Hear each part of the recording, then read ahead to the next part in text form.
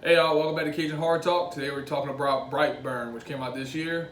Grab a beer, grab a cup of coffee, let's talk some horror.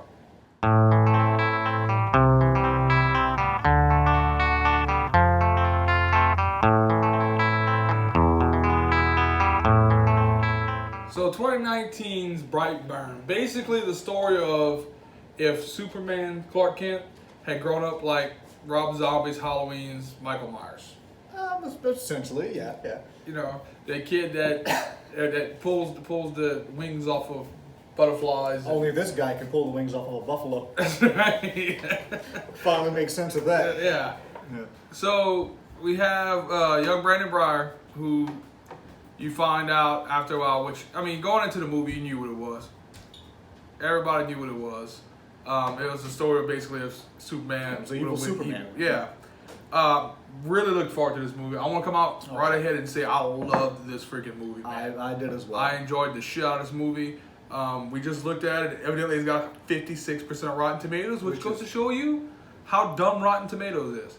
Yep, sorry, I guess we're going to go ahead and call about this video. I don't understand that at all. That is not freaking ridiculous. That's stupid. This was a really good movie. Very good. I was encouraged when I saw it was going to be an R-rated movie. I mean, because, we're horror fans. Everybody likes gore. Of course. Everybody wants to see deaths. And typically your PG-13 and your PG horror movies are just like, why am I even here? They're Ouija. Yeah, exactly. Yeah. That's exactly what they are. So, we go into this one, and, right away, one of the things I didn't like about this movie is a few things I didn't like about it was they never give you a chance to really feel for this kid.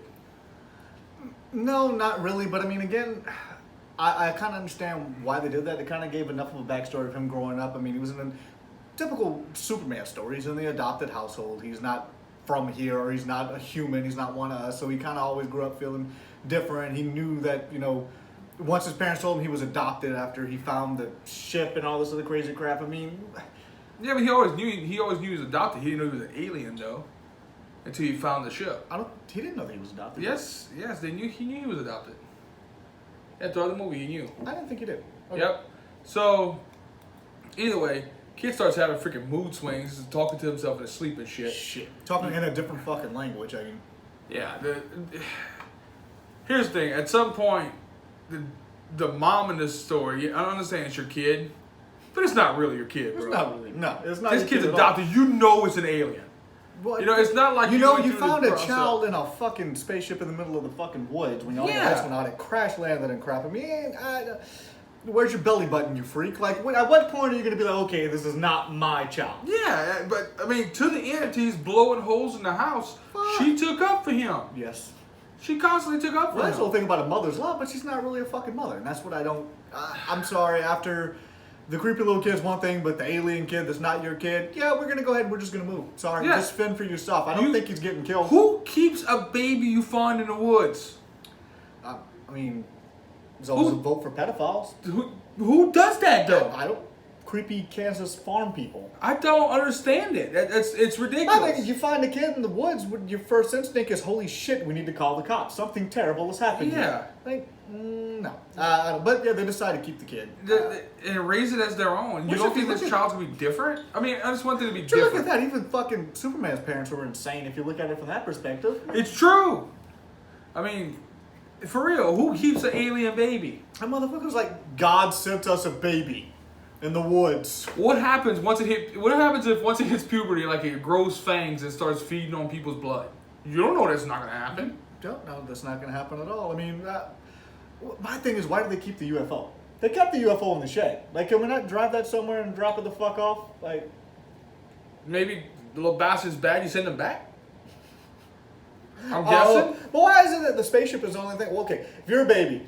And, like, no one explains why the kid was in the tripod. It's not like a Krypton, like the planet was being fucking blown up. You assume it's something of the sort, but you really don't know. From what the ship's telling him at the end, they sent it to take over the world. Take over the world. Okay, basically, it's like a seed pod. They send out for their own kind to take over. Okay. Why would you wrap a baby in the only thing that could hurt him? Because the ship is what hurt him. Yeah. I mean, that's like...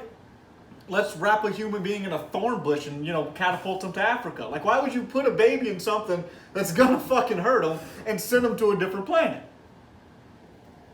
Yeah, yeah. I don't understand why the pod is the thing that cut him in the movie. Yeah. I don't understand. Or you had to give him some kind of weakness, because otherwise it's just everybody's fucked. Which I mean, in the end, spoiler alert. Pretty much fucked anyway. Yeah, Nobody else knows that the ship is what hurts him. Just Yeah, the mom. just The the dad mom. didn't even know that. Otherwise, Thank God the dad would have killed him. The dad would have been the one to take him out. Yeah, the dad tried to murk his Murked ass. that motherfucker. Shot him in the fucking head with a rifle.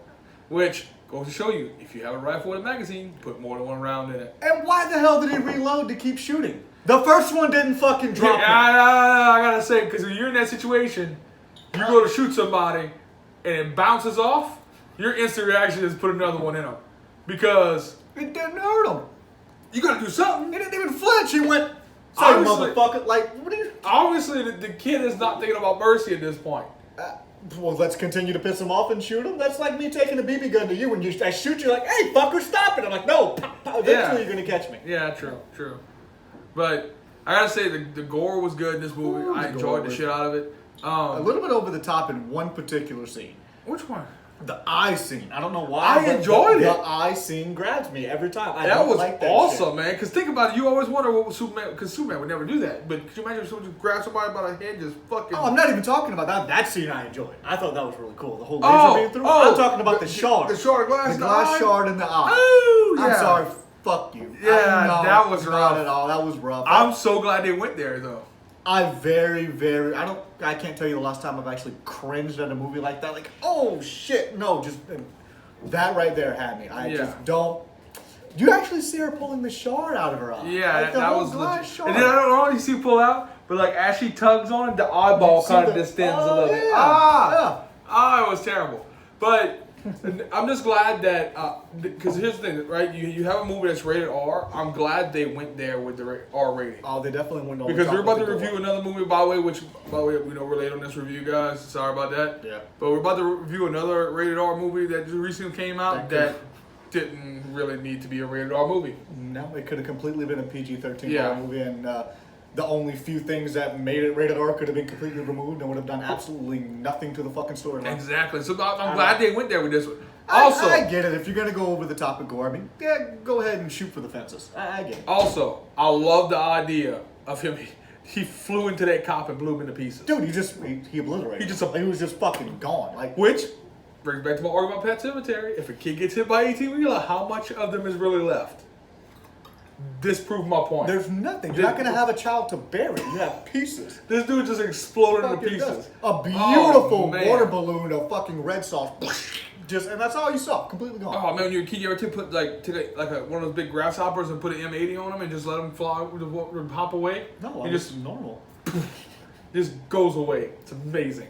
That's what happened to that cop. Okay. And then the other cop, the chick, he fucked her up. Yeah, you did. Ooh. Very fucking well. Oh, again, as a rated R horror movie type as it is, with the whole super hero aspect of it and everything, not a really high kill count.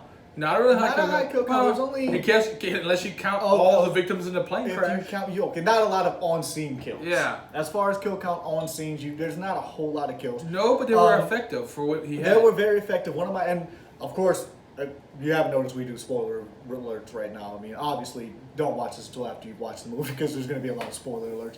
One of my absolute favorites was that moment where it was almost like he's not human, but where he lost that last bit of humanity. Mm-hmm. That's at the very end, after his dad tried to shoot him, and he gets in touch with his mom, and he comes home, and the mom tries to play it off like, "Oh, you stole my baby," and gives him that big hug. Well, she's got a piece of the ship in her hand. Yeah. And it was one of those moments where he, not a human, but I mean, of course, it sells a point. He lost all of his humanity. He realized, oh shit, my mom just tried to kill me. And his instinct is just to grab her, and he just flies. And it's one of those never let go type of scenes. Never let go. And he's just holding her up in thin air, and he's just, whoosh, and it's just a slow fucking fall where she's come to the realization, like, oh fuck, this kid's a monster. I'm done. Don't remind me of, it was like a finisher on Injustice Gods Among Oh Us. god, yeah, that'd be an amazing finisher. They pick this bitch up and and just Let it she's fall. fucking falling down and screaming like, Yeah. "Oh fuck, this kid's a monster!" And I then, give it to the kid who played Brandon in this movie. oh yeah, he's young, but I could see him being He a very was- decent He was actor. a good. He was a good little actor, man. And there Yeah. were some creepy moments, man. Like when he goes to flirt with the little girl in her Oh, bedroom. from behind the curtains. When he's behind the curtains, that was fucking creepy, dude. With the red eyes looking through the sheer curtains. Yeah. That was a good moment. There was a lot of. What the fuck was up with the mask he was wearing? That was a really odd mask. It was a weird mask. I didn't understand. Like, well, think about it. If it's a kid and he thinks he's a freaking superhero, well, yeah, I guess. what access is he gonna have to, like? I mean, but very well done as far as creepy. let's be aspects with realistic. the eyes In the flipping original up and Spider-Man, Tobey Maguire Spider-Man, okay, he would not have been able to make that suit. Okay, yeah. You know what I mean? Yeah. So let's be realistic. That's Can what we not have the paper bag killer? Like, where is this guy at? He's got to be out there somewhere. Just two holes in a paper bag. It's a fucking Saints van in New Orleans. Yeah. It's probably what it is. Yeah. There it is. Zodiac. Zodiac killer. did it. Yeah. Fuck, it's, what's his face? Oh, fucking Jason, right there. Burlap sack killer. Yeah. Sackhead Jason. Yeah, that was great. I love Sackhead Jason. I just want to see an idiot with a paper bag with a little smiley face drawn on it. That would be awesome. Yep, walking around killing people with fucking chopsticks. I want to see it. Come on, Hollywood.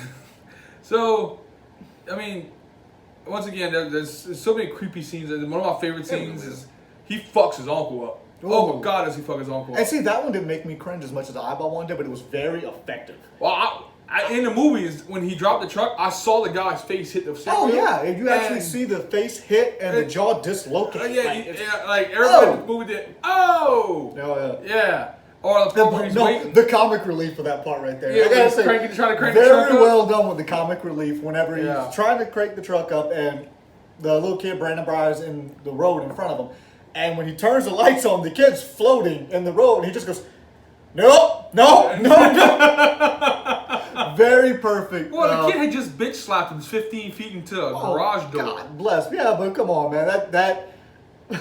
That comic relief was just absolutely perfect. Yeah, it was really good. There was so much good in this movie, man. The dad played a really good part. The idea of being torn between how to raise this kid and his wife and knowing that he's got to do something about this. Elizabeth Banks played a really good role. She really did. She's good. She's really good in everything. I'll be honest with you. She does good comedy. She does good drama roles. She really is good at everything. She did good in this one to show her mother's love. You know what I mean? Even though it's fucking ridiculous. Well, yeah, but I mean, look, when you look at it from that aspect, you also think, okay, this is an alien. It's not a human. It's not really her kid. How many motherfuckers would run into a burning building after their dog? Yeah, you grow attached to it. That's part of your family True. right now. I mean, it doesn't technically have to be a human. You grow so attached to that he's It's still part of fucking the family. alien. No, I mean, look, I'm not saying you should, like, I'm sorry, people who call a jaguar their son and live in their house and then they get attacked by the jaguar. I'm like, well, no shit, you have a jaguar. Yeah, but it's still an alien. Here's my thing. To steal a line from Joe Rogan. Tigers are great. Everybody loves tigers. But if they just came from outer space and started eating motherfuckers, so we'd be trying to kill all of them. Joe Rogan podcast. Yeah. You're fucking right. We try to kill them. Yeah. It's an alien, dude. It's still a fucking alien. Yeah, I don't understand how. But either way, dude, Nobody would call it this was probably one of my favorite movies so far this year. This is a movie that I'll absolutely go and watch again. I think it's amazing. The ending of it almost hinted towards a very dark superhero theme where they actually show some But good to be stories. honest, I don't want them to go further with this. I don't think so. I think it does better as a standalone movie because I think that too much overlap is going to ruin the storyline. Yeah, I agree. It sets itself up for further movies, like to start its own universe.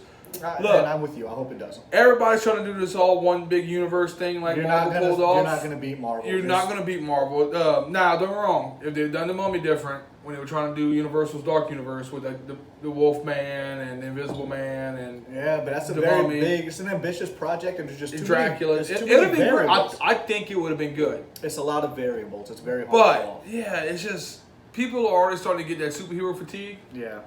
And I feel like people are tired of the multiple movie. Yeah, trying to feed into one another. Yeah. I think it does perfect as a standalone movie. And just leave it really open-ended. Leave it open-ended. Leave the biggest thing about that is going to be forever. It's like, oh, fuck, what about this and this and this? And we talk about it for another 5 years and like nothing ever happened. It still works well as a standalone Absolutely. movie. And it's a movie I will watch again. You know what I mean? Absolutely. I intend on buying it when it comes on. We rarely get those in horror now to where you walk out going, bro, I want to go watch that again. Yeah. You know, we had it recently with It, that came out a couple yeah. years ago. Halloween 2018 is one that I personally Oh, that was love. amazing. I definitely watched that one. But think about how many horror movies came out since 2017 when it came out. There's not a through lot now of them where that you would say, man, I really want to watch that again. That was really good. Yeah. There's not many of them out there. As And far as the smorgasbord of this freaking one's horror okay. we've had. Yeah. You know, it's one of those things. And what angers me the most is those little dumbass horror movies is what makes people think horror sucks. Unfortunately, yeah, because those are the mainstream ones that a lot of people go in just because it's popular at the time. Yeah, so many of these movies I am a get pushed huge hard. advocate of independent films and a lot of things like they get pushed off behind the mainstream and a lot of people don't watch them. Like even when I was younger, Donnie Darko. As far as a thriller horror movie, when I was watching it as a kid, I was like, holy shit. And not a lot of people really have seen that movie. No, it's one of those movies that's kind of got a under the radar kind of following. It's like it's cult one of those classic small cult classics that a lot Yeah. of people don't even realize. But it's when I was a kid and this movie first came out, and I remember I was like, "Fuck, I'm gonna watch this again. This is some twisted shit." And this movie kind of mirrors that. Like it has a lot of darkness to it. It has a lot of creepiness to it, and the superhero aspect was played very well into it. Not a whole lot of cursing and no nudity. I think the whole intention behind it being rated R was strictly just the gore, which like is, should have been. as far as a horror movie goes, that's amazing. That's awesome. That's amazing. But for me personally, I give it a 4.5 out of 5. That's how much I enjoyed this freaking movie. Like I said, the only thing I didn't like was the fact that at no point did you ever sympathize for the kid. And see, I actually like that aspect of it. I did. I want. Look, if they had took him to where you kind of like this kid, he's a good, wholesome kid. Well, you don't want to overplay the fucking villain role either, though, because I mean, you look at these and a lot of the reviews they got were people in the movies where he was killing people and everybody was cheering in the audience because it's a horror movie where like you put up a kill count at a fucking Jason movie and everybody's like, "Hey, he killed somebody! Woo! Yeah!" Everybody's excited about it. You don't want them to over sympathize with the kid to where they're rooting for the kid to the point of, oh fuck, is he the hero of this movie? And this is some kind of weird. But I mean, I will actually. This is actually the second time we've actually agreed, but I'm with a 4.5 as well. I didn't find a whole lot lacking in this movie. Definitely a movie I would recommend anyone watching, and definitely a movie I would watch again. All right, guys. Like this video, please. Subscribe, hit the bell so you know what's coming out next. Find us on Facebook, Instagram, and Twitter. Y'all have a good one.